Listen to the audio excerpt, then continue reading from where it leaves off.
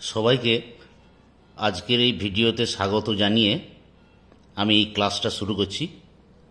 আমরা এর আগের ক্লাসে ইউলিসেস নিয়ে একটু আলোচনা করছিলাম, মেনলি ইউলিসেসের ব্যাকগ্রাউন্ড এবং কবি পরিচিতি এবং কবিতাটির কনটেক্সট সম্পর্কে আজকে আমরা আলোচনা করছিলাম।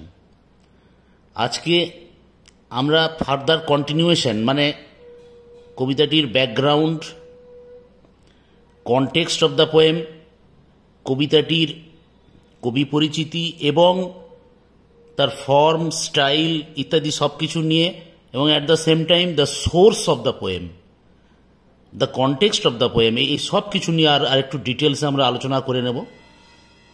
কবিতাটির টেক্সটটা শুরু করার আগে এই ডিটেলসে আমরা আলোচনা করে নেব। So once again I welcome you to this video. তোমাদের আমি প্রথমে যেটা বলছিলাম সেটা হচ্ছে যে আগের দিন যে Ulysses by Alfred Lord Tennyson, কবিতাটি 1833 সালে লেখা হয়েছিল এবং 1842 সালে টেনিসনের কাব্য সংকলন পোয়েমসের সেকেন্ড ভলিউম থেকে এই কবিতাটি নেওয়া হয়েছে, সেকেন্ড ভলিউমে অন্তর্ভুক্ত। কবিতাটির ব্যাপারে আমি বলেছিলাম যে the death of Tennyson's dearest friend Arthur Henry Hallam in 1833। 1833 সালে তার অত্যন্ত প্রিয় বন্ধু আর্থার হেনরি হ্যালামের মৃত্যুর পরে তিনি এই কবিতাটি লিখেছিলেন এবং এই কবিতাটি ছাড়াও এর আগেও টেনিসন এর আগে তার এই বন্ধুকে নিয়ে একটি অপূর্ব সুন্দর কবিতা লিখেছেন, সেটি হচ্ছে ইন মেমোরিয়াম। তো ইউলিসেস কবিতাটি যদি ফর্ম সম্পর্কে বলতে হয় তাহলে ড্রামাটিক মনোলগ আমি বলেছিলাম, ড্রামাটিক মনোলগ আমাদের থার্ড সেমিস্টারে ছিল রবার্ট ব্রাউনিংয়ের মাই লাস্ট ডাচেস। মনো শব্দের অর্থ হচ্ছে সিঙ্গেল আর লগ মিনস লোগাস মানে স্পিচ। তাহলে ড্রামাটিক মনোলগ হচ্ছে একজন সিঙ্গেল স্পিকার থাকবে আর এক বা একাধিক প্যাসিভ লিসেনার থাকবে, এবং ড্রামাটিক মনোলগের আরেকটি বৈশিষ্ট্য হচ্ছে এটা অ্যাব্রাপ্ট বিগিনিং, মানে আকস্মিক শুরু হবে এবং এই স্পিচের মধ্য দিয়ে যিনি স্পিকার তার ক্যারেক্টার রিভিল হবে বা দর্শকদের কাছে পরিস্ফুট হবে বা প্রকাশিত হবে। এখানে স্পিকার ইউলিসেস আমি বলেছিলাম এবং লিসেনার্স হচ্ছেন তার যারা সহ নাবিক এবং তার ছেলে Telemachus also seems to be standing by him, এবং সেই সমস্ত নাবিকেরা যারা ট্রোজান ওয়ারে তার সঙ্গে ছিলেন, তার সাথী ছিলেন, তারাই হচ্ছে এখানকার লিসেনার। কবিতাটি সম্পর্কে আরো একটি কথা বলে নিতে হবে যে এটি ব্ল্যাঙ্ক ভার্সে লেখা, অমৃতাক্ষর ছন্দ, যার অর্থ অমৃতাক্ষর ছন্দ। ব্ল্যাঙ্ক ভার্স বলতে এটা আনরাইমড প্যাটার্নে লেখা। তোমরা যে সনেট পড়েছ, শেক্সপিয়ারের সনেট বা পেত্রার্কান যে সনেটগুলো, যেমন স্পেন্সারের লেখা বা ওয়াটের লেখা বা সারের লেখা, এই যে সনেটগুলো এদের একটা নির্দিষ্ট একটা রাইম স্কিম ছিল। সেই রাইম স্কিম A-B-B-A বাই ইত্যাদি বিভিন্ন নির্দিষ্ট রাইম স্কিমে সেগুলো লেখা হয়েছিল। আবার শেক্সপিয়ারের যে রাইম স্কিম সেটা আবার আলাদা। এক্ষেত্রে উনি এটা ব্ল্যাঙ্ক ভার্সে লিখেছেন, যেটা আনরাইমড প্যাটার্ন এবং আয়াম্বিক পেন্টামিটারে উনি লিখেছেন।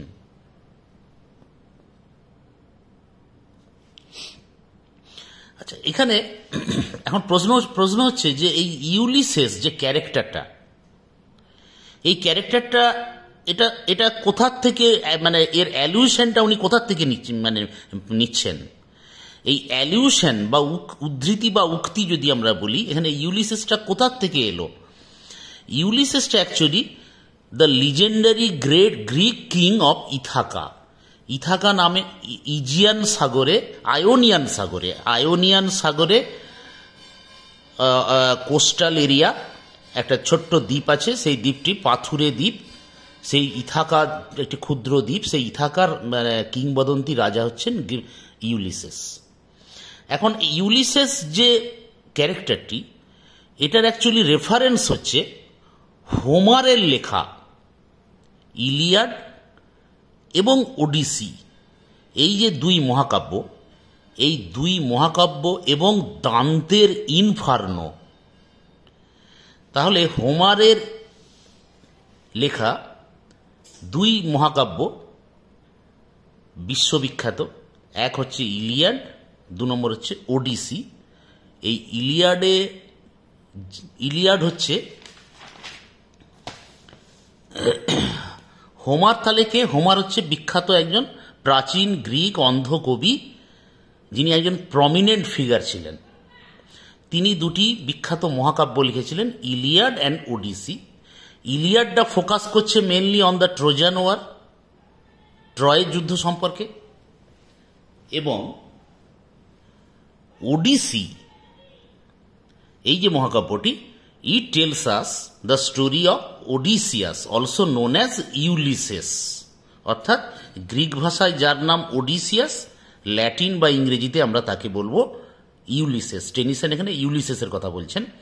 And his long adventurous journey home after the Trojan war. তাহলে ওই যে গ্রিক বীর ওডিসিয়াস, যিনি ইলিয়াডে অংশগ্রহণ করেছিলেন, যেটা মেনলি ট্রোজান ওয়ারের ওপরে ভিত্তি করে লেখা হয়েছে, এবং ওডিসি হচ্ছে কি জানলাম, তার যে সেই দীর্ঘ যাত্রা, অ্যাডভেঞ্চারাস যাত্রা ট্রোজান ওয়ারের পর, যেটা বিভিন্ন রকমের চ্যালেঞ্জের মধ্য দিয়ে তিনি তার নিজের বাড়ি সেই ইথাকাতে আবার ফিরে আসছেন ট্রয় যুদ্ধের পর।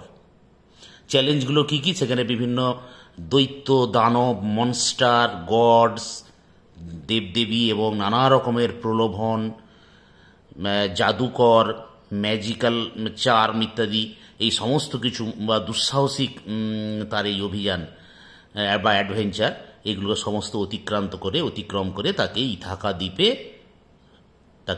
তিনি পৌঁছেছিলেন। তাহলে ইউলিসেস ক্যারেক্টারটা হোমারের ইলিয়াডেও তার রেফারেন্স আছে, ওডিসির মধ্যেও রেফারেন্স পাবো। আরেকটা হচ্ছে দান্তের ইতালীয় কবি দান্তের ডিভাইন কমেডি, তার ফার্স্ট পার্ট হচ্ছে ইনফার্নো। দান্তের ডিভাইন কমেডির ফার্স্ট পার্ট ইনফার্নোর 26 নম্বর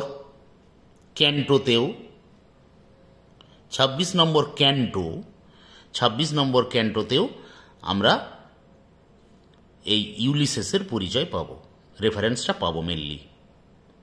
তাহলে আমাদের একটু ইলিয়াডের ব্যাপারটা সংক্ষেপে, ইলিয়াড তো আর এই ছোট্ট ভিডিওর মধ্যে বা বলা সম্ভব নয়, বা অনেক ভিডিও লেগে যাবে। আমাদের ইলিয়াড এবং সংক্ষেপে ওডিসি সম্পর্কে যতটা পারা যায় আমরা সংক্ষেপে আমাদেরকে একটু বুঝে নিতে হবে। ইউলিসেসের তার যে অ্যাকশনস, তার যে রোল ইত্যাদি কিছু জেনে নিতে হবে, তারপরেই আমরা এই ইউলিসেসে ফিরে আসবো, টেক্সটের ইউলিসেসে আমরা ধীরে ধীরে ফিরে আসবো। তাহলে হোমারের ইলিয়াড, যেটা মেনলি ফোকাসিং অন ট্রোজান ওয়ারের উপর ভিত্তি করে, সেটা কাদের মধ্যে হয়েছিল? গ্রিকদের মধ্যে হয়েছিল ভার্সেস ট্রোজানসদের মধ্যে হয়েছিল। এখন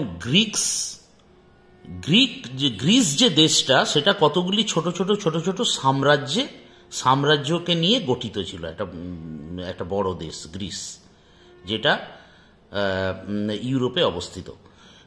তো গ্রিসেদের সঙ্গে ট্রোজানদের যুদ্ধ হয়েছিল। তাহলে ট্রয়টা তাহলে কোথায়?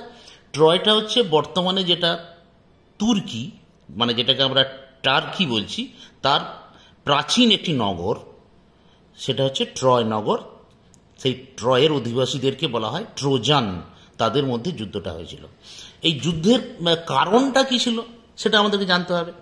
কারণটা হচ্ছে ট্রয় এবং গ্রিস, যেটা এদের মধ্যে একটা প্রথম থেকেই একটা মানে যুদ্ধ বিবাদ ইত্যাদি লেগেই থাকতো, তাদের মধ্যে যুদ্ধ বিবাদ লেগে, অনেকটা সেই আমাদের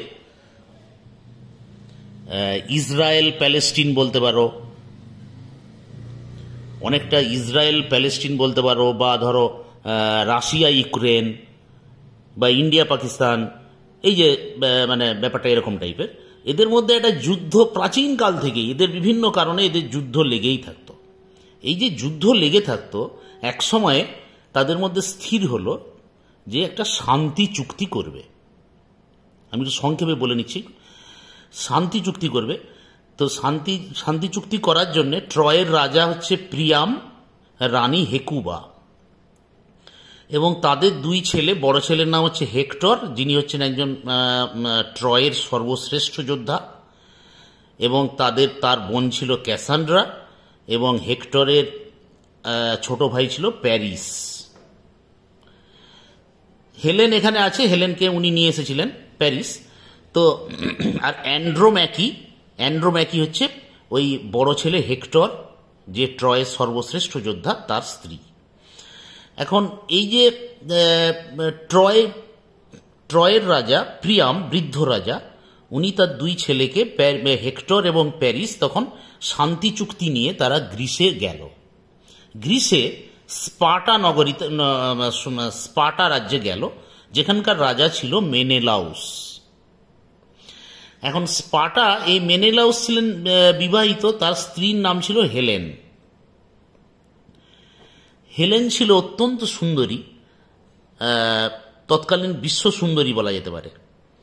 এখন এই হেক্টর এবং প্যারিস যখন তারা শান্তি চুক্তির বার্তা নিয়ে স্পার্টাতে গেল, তখন একটা গ্রিসে মানে স্পার্টাতে একটা আনন্দের একটা বন্যা বয়ে গেল, এবং তারা সাদরে ওই দুই রাজকুমারকে, বড় এবং ছোট রাজকুমারকে তারা গ্রহণ করলো, এবং সেখানে উৎসব চলল যে আমাদের মধ্যে শান্তি চুক্তি স্থাপিত হবে, এবং প্রত্যেকের মনে একটা আনন্দ ছিল। তারপর মেনেলাউসের অনুপস্থিতিতে, মানে মেনেলাউস তার গ্র্যান্ডফাদারের অন্ত্যেষ্টিক্রিয়ার জন্য একটা অন্যত্র চলে যান, ক্রিট বলে একটা জায়গাতে, সেখানে উনি চলে যান। তখন তার অনুপস্থিতিতে প্যারিস কি করলো, মানে ছোট রাজকুমার যে ট্রয়ের, সেই ছিল অত্যন্ত সুদর্শন। প্যারিস তখন কি করলো, হেলেনের প্রেমে পড়লো, এবং হেলেনকে কিডন্যাপ করে, মানে ইলোপ করে নিয়ে গিয়ে, এবং এটা বলা যেতে পারে স্বেচ্ছায়, হেলেন অনেকটা স্বেচ্ছাতেই, হেলেনও প্যারিসের প্রতি আসক্ত ছিল, এবং হেলেন এবং প্যারিস এবং হেক্টরও সেখানে ছিল, এরা আবার হেলেনকে নিয়ে ট্রয় শহরে ফিরে আসছে। এখন হেক্টর যখন জানতে পারলো, হেক্টর এটা জানতো না যে তার ভাই হেলেনকে কিডন্যাপ করে নিয়ে আসছে জাহাজে করে ট্রয়ের দিকে। যখন হেক্টর জানতে পারলো, হেক্টর কিন্তু এটা মোটেই মেনে নিতে চায়নি, তা সে তার ভাইকে দোষারোপ করতে লাগলো যে এই কাজ তোমার ঠিক হয়নি, কারণ এটা একটা অত্যন্ত অন্যায় কাজ, তাদের সঙ্গে আমরা শান্তি চুক্তি করে এলাম, এটা একটা শান্তি চুক্তি ভঙ্গ হলো। তাছাড়া উনি বিবাহিত, হেলেন বিবাহিতা, হেলেনের স্বামী মেনেলাউস, কাজেই তোমার হেলেনকে নিয়ে আসা একদম উচিত হয়নি, ফেরত দিয়ে আসা উচিত। কিন্তু তখন প্যারিস বলল যে না, হেলেন স্বেচ্ছাতেই আমার সঙ্গে এসেছে। যাই হোক, ট্রয় নগরে তারা ফিরে গেল। তো তারা সাদরে তার বাবা মানে রাজা প্রিয়াম, হেকুবা তাদেরকে, বা ট্রয়বাসীরা তাদেরকে গ্রহণ করলো, সাদরে গ্রহণ করলো। কিন্তু প্রশ্ন হচ্ছে যে এরপরেই সারা গ্রিসের সমস্ত যে রুলার্সরা যারা আছে, বিশেষ করে স্পার্টা, এরা একটা অপমানের আগুনে তারা জ্বলে উঠল। মেনেলাউস যখন ফিরে এলো সে অন্ত্যেষ্টিক্রিয়া থেকে, সে যখন জানতে পারল তার স্ত্রীকে কিডন্যাপ করা হয়েছে, সে কোনো অবস্থাতেই এই অসম্মান মেনে নিল না। এই মেনেলাউসের দাদার নাম ছিল, নিজের দাদা ছিল অ্যাগামেমনন। মেনেলাউস ছিলেন স্পার্টা, গ্রিসের ছোট ছোট সাম্রাজ্য এগুলো। স্পার্টার রাজা অ্যাগামেমনন তার দাদা, তিনি ছিলেন মাইসিনি প্রদেশের রাজা। অ্যাগামেমননকে সব জানালো। অ্যাগামেমনন অত্যন্ত প্রভাবশালী একজন শাসক ছিলেন বা রুলার ছিলেন। অ্যাগামেমননের মনের একটা সুপ্ত বাসনা অনেক দিন থেকে, যে ট্রয় নগরীকে, ট্রয় রাজ্যকে সে দখল করবে। ট্রয় ছিল অত্যন্ত পাওয়ারফুল, শক্তিশালী, সমৃদ্ধশালী একটি রাজ্য, সেই সাম্রাজ্যকে সে দখল করবে। অতএব যতটা না হেলেনকে উদ্ধার করার জন্যে, তার থেকেও বেশি ট্রয়কে দখল করার জন্যে, ট্রয়কে লুণ্ঠন করার জন্যে অ্যাগামেমনন তার ভাইয়ের কথাতে রাজি হয়ে গেল এবং অ্যাগামেমনন তার ভাইকে সাহায্য করবে এবং সমস্ত শাসককে তখন জানানো হলো, যেমন অ্যাকিলিসকে, মানে গ্রিসের সর্বশ্রেষ্ঠ যোদ্ধা, মানে ফাইটার অ্যাকিলিস, ফিথিয়ার রাজা, গ্রেট অ্যাজাক্স, নামকরা সব যোদ্ধা, প্যাট্রোক্লাস, অ্যাকিলিসের কাজিন, নেস্টর, পাইলসের রাজা, ডায়োমেডিস, টাইরেন্সের রাজা, এই সমস্ত শাসক এবং আরও অনেক সৈন্যবাহিনী, এই সব নিয়ে ইউনাইটেড ওয়েতে, এবং যাদের কমান্ডার মানে হচ্ছে যে মানে সেনাপতি, এদের কমান্ডার হচ্ছে অ্যাগামেমনন, মানে এই মেনেলাউসের দাদা। এ সকলে ইউনাইটেড ওয়েতে এই পুরো গ্রিক আর্মি এই ট্রয়কে আক্রমণ করে বসল।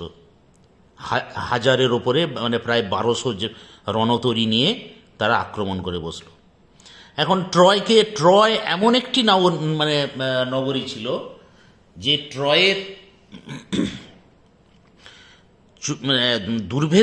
ট্রয়ের সেনাবাহিনী অত্যন্ত দক্ষ ছিল, তার মধ্যে led by Hector, they are best warrior. শুধু তাই না, এই ট্রয় নগরী চারপাশে সুউচ্চ প্রাচীর দ্বারা, দুর্ভেদ্য প্রাচীর দ্বারা বেষ্টিত ছিল, যেটা স্বয়ং দেবদেবীরা তৈরি করে দিয়েছিল, এবং এই প্রাচীরের ভেতরে যাওয়াটা প্রায় অসম্ভব ছিল। এখন এরকম অবস্থাতে তখন এই গ্রিকসরা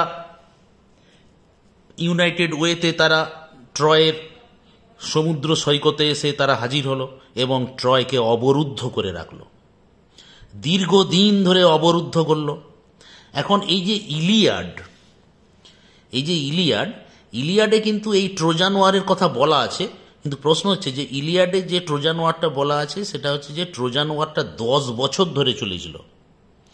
এই 10 বছরের মধ্যে ইলিয়াডে কেবলমাত্র 9th এবং 10th ইয়ারের বর্ণনাই আছে, 9th ইয়ার এবং 10th ইয়ার, আর বাকি যে ট্রোজান ওয়ারের অংশটা সেটা অন্যত্র বলা আছে, তার আগের কথা কিন্তু ইলিয়াডে বলা নেই। তো যাই হোক, তো দীর্ঘদিন ধরে অবরুদ্ধ হলো। তারপরে হলো কি, 9th ইয়ারে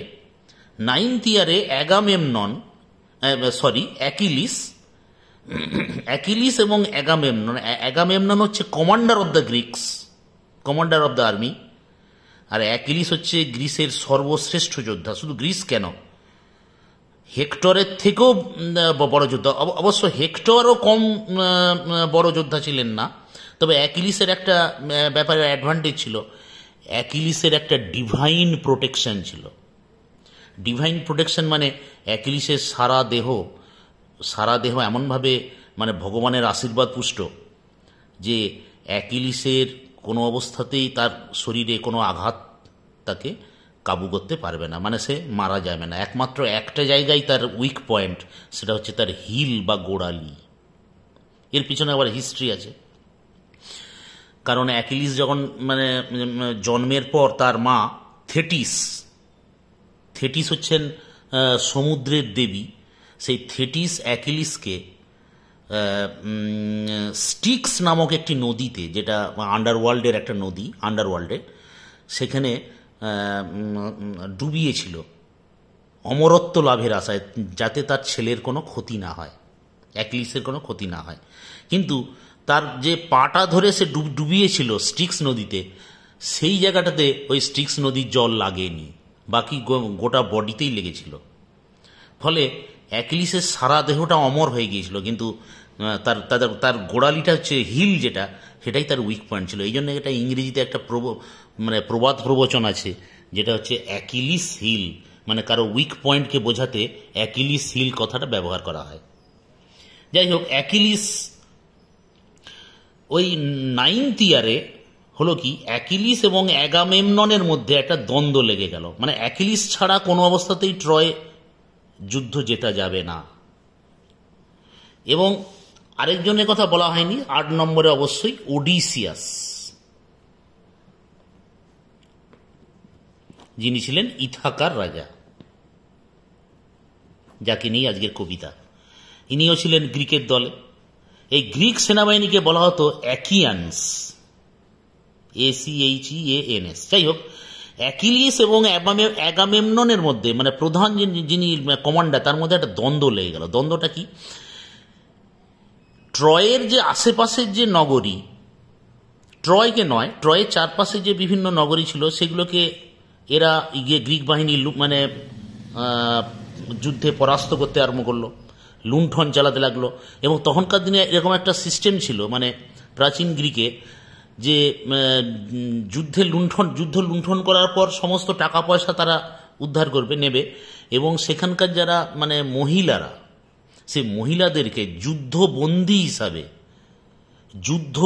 হিসাবে তাদেরকে নিয়ে নেওয়া হতো, মানে উপপত্নী হিসাবে তাদেরকে রাখা হতো, তারা নিজেদের কাছে রাখত। মানে এটাই সিস্টেম ছিল তখনকার সময়। রাজাদের এরকমই একটা সিস্টেম ছিল রুলারদের। তো অ্যাকিলিস আর অ্যাগামেমননের মধ্যে একটা দ্বন্দ্ব লেগে গেল। এই কারণে তারা ক্রাইসিয়াস বলে, CRISEUS, ক্রাইসিয়াস বলে একটি প্রদেশের, লার্সেনসাস প্রদেশের একটি মানে একটা পুরোহিত, তার নাম হচ্ছে ক্রাইসেস। সেই ক্রাইসেস হচ্ছে অ্যাপোলো মন্দিরের, অ্যাপোলোর যে টেম্পল, সেই অ্যাপোলো টেম্পলের পূজারী ছিলেন ক্রাইসেস। সেই পূজারীর মেয়ে ক্রাইসিয়াসকে অ্যাগামেমনন যুদ্ধবন্দী হিসাবে, বন্দিনী হিসাবে নিয়ে নিল এবং তাকে তার সঙ্গিনী হিসাবে সে কাছে রাখল। আর অ্যাকিলিস শ্রেষ্ঠ যোদ্ধা, সে তখন, অ্যাকিলিস কি করল, ব্রাইসিয়াস, তার বাবার নাম ছিল ব্রাইসেস, এই ব্রাইসেসের মেয়ে ব্রাইসিয়াসকে অ্যাকিলিস নিজের কাছে রেখে দিল উপপত্নী হিসাবে। এবং সে অ্যাকিলিস তার প্রতি একটু মানে ভালোবাসাও প্রদর্শন করলো, এবং ব্রাইসিয়াসের সঙ্গে অ্যাকিলিসের মধ্যে একটা মানে অ্যাফেয়ার হলো। He fell in love with her. তো যাই হোক, এখন ঘটনা হচ্ছে কি, এই যে ক্রাইসিয়াস বলে যে মেয়েটিকে অ্যাগামেমনন রাখলো, তার বাবা ছিল ক্রাইসেস, সে অ্যাপোলো মন্দিরের পুরোহিত। সে এসে অ্যাগামেমননকে জানালো যে আমার মেয়েকে ছেড়ে দাও, তার কারণ সে অনেক সোনা দানা উপঢৌকন ইত্যাদি সব নিয়ে এসে ওই অ্যাগামেমননের কাছে এলো যে আমি আপনাকে এই উপহারগুলো দিচ্ছি, আপনি দয়া করে আমার মেয়েকে ছেড়ে দিন। ও অ্যাপোলো মন্দিরের পুরোহিত। তো অ্যাগামেমনন তো সেগুলো রিফিউজ করলো। শুধু তাই না, এবং ক্রাইসেস মানে সেই পুরোহিতকে বলল, তুমি যেন আর ঘুণাক্ষরেও যেন তুমি কোনোদিন আমাদের এই ত্রিসীমানায় এখানে তুমি যেন না আসো, মানে অপমান করে তাকে তাড়িয়ে দিল এবং ক্রাইসিয়াসকে নিজের কাছে রেখে দিল। তখন ক্রাইসেস পুরোহিত তখন গড অ্যাপোলোর কাছে যেয়ে বলল, গোটা ঘটনাটা খুলে বলল। তখন অ্যাপোলো প্রচণ্ড রেগে গিয়ে এই গ্রিক বাহিনীর মধ্যে একটা প্লেগ রোগ ছড়িয়ে দিল। এই যে প্লেগ রোগ ছড়িয়ে দিল, তো একের পর এক গ্রিক বাহিনীর যে সৈন্যরা তারা মারা যেতে লাগলো। তো অ্যাকিলিস, আমি আগেই বলেছি, সে ব্রিসিয়াস বলে মেয়েটাকে সে নিজের কাছে রেখেছিল, যার বাবার নাম ব্রাইসেস।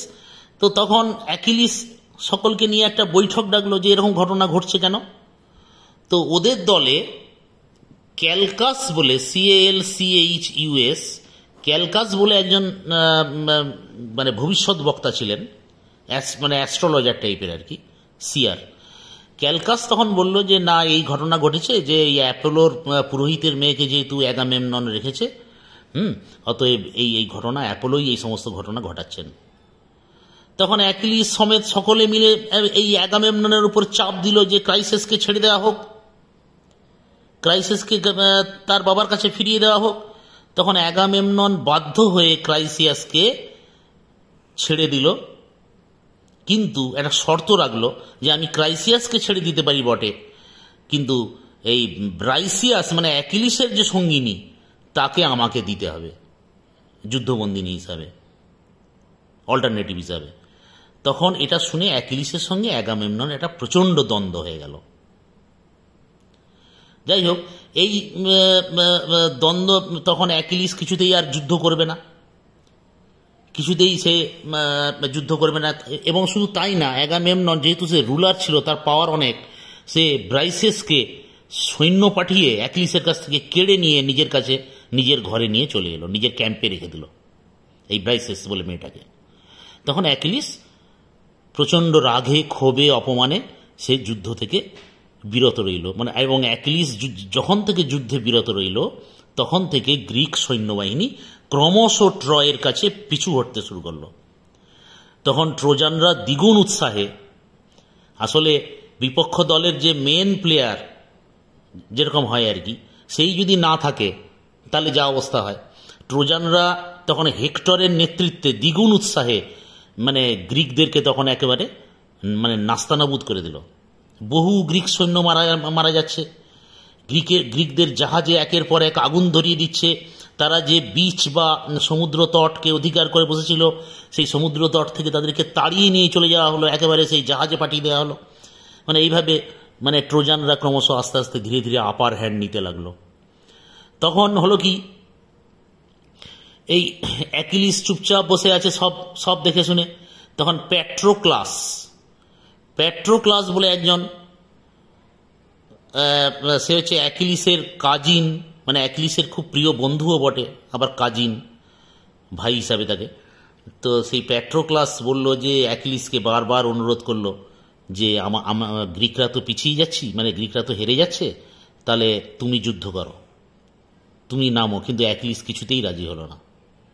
ইন দ্য মিন টাইম তখন প্যাট্রোক্লাস বলল, তাহলে আমি যুদ্ধ করব, বলে তোমার বর্ম আমাকে দাও বলে ওই অ্যাকিলিসের বর্ম এবং সরঞ্জাম ইত্যাদি সমস্ত কিছু নিল, শিল্ড ফিল্ড নিয়ে অ্যাকিলিসের ছদ্মবেশে প্যাট্রোক্লাস যুদ্ধে নামলো ট্রয়েদের বিরুদ্ধে। তাকে দেখে প্রথমে ওরা ভয় পেয়ে গেল, ট্রোজান সৈন্যবাহিনী এবং তাদের যারা সহযোগী। ট্রোজানদেরও অনেক অ্যালায়েন্স ছিল, মানে শাসক ছিল, তো তাদের সবাই ওকে ভয় পেয়ে গেল, ভাবছে যে অ্যাকিলিস আসছে। তখন তারা দৌড়ে চলে গেল, কিন্তু পরক্ষণে আবার হেক্টর এগিয়ে এলো। ওই হেক্টরের সঙ্গে প্যাট্রোক্লাসের প্রচণ্ড লড়াই হলো এবং হেক্টর ওকে মেরে ফেললো, মানে প্যাট্রোক্লাসের প্রিয় বন্ধুকে মেরে ফেললো। যেই মেরে ফেললো, তার ডেড বডি যখন গ্রিক শিবিরে পৌঁছালো, তখন অ্যাকিলিস প্রচণ্ড ক্ষোভে এবং প্রচণ্ড দুঃখে দুঃখিত হলো যে তার প্রিয় ভাই, কাজিন এবং বন্ধুও বটে, সে মারা গেছে। শুধু তাই না, তার দেহটি ক্ষতবিক্ষত করে দিয়েছিল ওই হেক্টর, ট্রয়ের রাজকুমার, যে শ্রেষ্ঠ যোদ্ধা ছিল। তারপরে হলো কি, এই যে এমন একটা ঘটনা ঠিক হলো, এরপরে ঠিক হলো যখন উভয় পক্ষেই প্রচুর মারা যাচ্ছে, মেনেলাউস মানে যার স্ত্রীকে কিডন্যাপ করা হয়েছে, এই প্যারিস কিডন্যাপ করে রেখেছে, মেনেলাউস এবং প্যারিসের মধ্যে একটা ডুয়েল মানে লড়াই হবে। ডুয়েল মানে দ্বৈত যুদ্ধ, দ্বন্দ্বযুদ্ধ, অর্থাৎ বাকিরা সমস্ত সেনাবাহিনী আলাদা থাকবে। যেহেতু এর সঙ্গে এর দ্বন্দ্ব, তাহলে এই প্যারিসের সঙ্গে মেনেলাউসের যুদ্ধ হবে, লড়াই হবে, যে জিতবে হেলেনকে সেই পেয়ে যাবে, এরকম একটা চুক্তি হলো। তখন মেনেলাস এবং প্যারিসের মধ্যে লড়াই হলো, কিন্তু মুশকিল হচ্ছে হেক্টর যতটা দক্ষ, প্যারিস তত দক্ষ নয়। প্যারিস একেবারেই যুদ্ধ সম্পর্কে আনাড়ি। প্যারিস কিছুতেই মেনেলাউসের সঙ্গে পেরে উঠল না, এবং এমন একটা টাইম এলো যে মেনেলাউস প্যারিসকে মারতে উদ্যত, মানে মেরে ফেলবে এরকম অবস্থা। ঠিক সেই মুহূর্তে প্যারিসকে বাঁচিয়ে দিল গ্রিক দেবী অ্যাফ্রোডাইট বলে একজন দেবী আছে, সেই দেবী প্যারিসকে বাঁচিয়ে দিল। এই গ্রিক দেবদেবীরাও এই দুই শিবিরে বিভক্ত হয়ে গেছিল, এর পিছনেও ইতিহাস আছে, সেটা অনেক বড় হয়ে যাবে। গ্রিক দেবদেবী যারা, যেমন অ্যাফ্রোডাইট, ইনি ট্রয়ের পক্ষে ছিলেন। আবার এথেনা বলে যে দেবী, যুদ্ধের দেবী, তিনি হচ্ছেন গ্রিকদের ফরে ছিলেন। হেরা বলে যে দেবী, গ্রিক দেবী, তিনিও ট্রয়ের গ্রিকদের ফরে ছিলেন। যাই হোক, অ্যাফ্রোডাইট মানে সৌন্দর্যের দেবী, the goddess of beauty and love, সে তখন প্যারিসকে বাঁচিয়ে দিল এবং প্যারিস তখন রাজপ্রাসাদে ফিরে গেল, হেলেনের কাছে চলে গেল। যাই হোক, এরপরেই সেই যে ঘটনাটা, যখন কোনো পক্ষই কিছু ডিসাইসিভ ভিক্টরি পাচ্ছে না, অর্থাৎ যুদ্ধে যখন কোনো পক্ষই জিততে পারছে না, উল্টে গ্রিকদের ক্ষয়ক্ষতি হচ্ছে, তখন ওডিসিয়াসের ভূমিকাটা, ওডিসিয়াস শুধু যে দক্ষ যোদ্ধা ছিল তাই নয়, অত্যন্ত গুড প্ল্যানার ছিল, স্ট্র্যাটেজিস্ট ছিল। এই ইথাকার রাজা ওডিসিয়াস বা ইউলিসেস, এই ওডিসিয়াস তখন ওই বিখ্যাত ট্রোজান হর্স তৈরি করার প্ল্যান করলো, এবং ওই ট্রোজান হর্সে একটা বিশাল একটা কাঠের ঘোড়া, যার ভেতরটা ফাঁপা, সেখানে 100 মতো গ্রিসের অবশিষ্ট সেরা যোদ্ধাদেরকে ভিতরে ঢুকিয়ে দেওয়া হলো, এবং বাকিরা সব ফিরে গেল, একটা পার্শ্ববর্তী দ্বীপে তারা চলে গেল, এবং ট্রোজান হর্সটাকে সেই বিচের ওপরে রেখে দিয়ে গ্রিকরা সব, বাকি যারা ছিল তারা সব পালিয়ে গেল, গিয়ে একটা অন্য দ্বীপে গিয়ে আশ্রয় নিল। এমন একটা ভাব দেখালো, ছলচাতুরির আশ্রয় নিল, যে এটা একটা তারা শান্তির অফার করছে, এবং তারা যেন আর যুদ্ধ চায় না, তারা এই গিফট বা সেরা উপহার, সেই উপহারটি ট্রয়দেরকে দিয়ে যাচ্ছে। যখন ট্রয়বাসীরা পাঁচিরটা খুলে এসে যখন দেখলো যে একটা সুন্দর একটা ঘোড়া, তারা ভাবলো বোধহয় বাহ, খুব সুন্দর একটা ঘোড়া আমাদেরকে উপহার দিয়ে গেছে, তাহলে গ্রিকরা বোধহয় যুদ্ধ চায় না। তাহলে এই যে একটা প্রতারণা, ষড়যন্ত্র, কিন্তু ওর ভেতরে ছিল 100 মতো সৈন্য, তখন তারা ওই নগরীর ভিতরে এই ঘোড়াটিকে প্রবেশ করালো, এবং তারা প্রচণ্ড পরিমাণে আনন্দ করতে লাগলো, এবং দীর্ঘ রাত পর্যন্ত আনন্দ, নৃত্য, খাওয়া দাওয়া, হইচই, নাচ গান এইসব চলতে লাগলো। তারপর যখন গভীর রাত হলো, তারা ঘুমিয়ে পড়ল। যখন ঘুমিয়ে পড়ল, তখন ওই ওডিসিয়াস, যার প্ল্যানে এই ঘটনাটা ঘটেছিল, সেই ওডিসিয়াস সমেত আরও যারা বিখ্যাত যোদ্ধা ছিল, মেনেলাউস ছিল তার মধ্যে, আরও যারা ছিল, তারা সকলে ওই ঘোড়ার পেট থেকে বেরিয়ে এলো। বেরিয়ে তারা আগেই মেন যে নগরীর যে সদর দরজা, সেই সদর দরজাটা খুলে দিল। খুলে দিয়ে গোটা ট্রয় নগরীতে অগ্নিকাণ্ড ঘটালো, এবং একের পর এক ট্রয়বাসীকে হত্যা করতে লাগলো। এবং ট্রয় নগরী যখন দাউ দাউ করে জ্বলছে, তখন সেই দূর থেকে যারা গ্রিক সৈন্যরা ছিল, যারা অন্য দ্বীপে গিয়ে আশ্রয় নিয়েছিল, লুকিয়েছিল, তারা তখন সদল বলে এখানে এসে পৌঁছালো, সেই ইয়েতে এসে পৌঁছালো, ট্রয় নগরীতে পৌঁছালো, এবং তারা একই সঙ্গে এদের সঙ্গে যুক্ত হয়ে তারা ধ্বংসলীলা চালালো, এবং এইভাবে ট্রয় শহর একদিন ধ্বংস হয়ে গেল। হেলেনকে উদ্ধার করা হলো, মেনেলাউস, হেলেন এবং সব অবশিষ্ট যারা গ্রিক যোদ্ধা, গোটা ট্রয় শহর ধ্বংসস্তূপে পরিণত হলো, এবং বাকি গ্রিক যোদ্ধারা ওডিসিয়াস সমেত তারা রিটার্ন জার্নি করতে লাগলো। এই যে রিটার্ন জার্নিটাই বর্ণনা করা হয়েছে ওডিসিতে, সেটা আমি আরেকটা ক্লাসে করব। তো এভাবে তারা রিটার্ন জার্নি করতে লাগলো। এই রিটার্ন জার্নি সবাই যে যার ঘরে অবশিষ্ট যোদ্ধারা ফিরে গেল, মেনেলাউস সমেত, হেলেন সমেত সবাই। কিন্তু ওডিসিয়াসের ব্যাপারটা হলো, ওডিসিয়াস কিছুতেই সে তার বাড়িতে ফিরতে পারছে না। বিভিন্ন কারণে তার 10 বছর লেগে গেল একটা অ্যাডভেঞ্চারাস লাইফ রিটার্ন জার্নি করতে গিয়ে, এবং 10 বছরে সে নানা অভিজ্ঞতার সম্মুখীন হয়ে বিভিন্ন দ্বীপ ঘুরে রাক্ষস, মনস্টার, গডস, টেম্পটেশন, বিভিন্ন ম্যাজিক্যাল চার্ম উপেক্ষা করে, এবং আরও নানা রকমের অ্যাডভেঞ্চারাস জার্নি করে সে অবশেষে 20 বছর পরে সে তার ইথাকা দ্বীপে পৌঁছায়, এবং ইথাকা দ্বীপে তা অপেক্ষা করছিলেন তার স্ত্রী পেনেলোপি এবং তার ছেলে টেলিম্যাকিউস। এই টেলিম্যাকিউস আর পেনেলোপিকে এই যে 20 বছর ধরে তার স্বামী অনুপস্থিত ছিল, এই পেনেলোপিকে ইথাকার অনেক যারা অভিজাত সম্প্রদায়ের লোকেরা, তারা তখন পেনিলোপিকে বিয়ে করবার জন্য চাপ দিচ্ছিল, কিন্তু পেনিলোপি তাদেরকে ঠেকিয়ে রেখেছিল।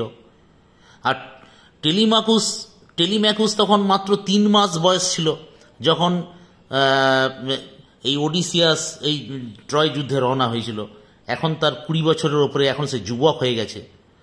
তো যাই হোক, ওই ওডিসিয়াস 20 বছর পরে, এই 10 বছর পরে জার্নি, 10 বছরের ট্রয় যুদ্ধ আর 10 বছরের রিটার্ন জার্নি, এই 20 বছর পরে বহু অ্যাডভেঞ্চারের পরে সে আবার ইথাকা দ্বীপে তার স্বদেশে নেটিভ ল্যান্ডে সে পৌঁছালো, only to be received by Penelope and Telemachus. এইটা আমাদের মোটামুটি স্টোরি। তাহলে এখানে রেফারেন্স পাচ্ছি, ওডিসিয়াসেও আমরা বলবো, ওডিসিয়াসেও আমাদের রেফারেন্স আছে, এবং দান্তের ইনফার্নোর 26 নম্বর ক্যান্টো, সেখানেও এই ইউলিসিসের ক্যারেক্টারটা বলা আছে। এই নিয়ে টেনিসনের Ulysses. Thank you for today. Hope you have enjoyed the lesson. Thank you for listening. Thank you for watching. Thank you.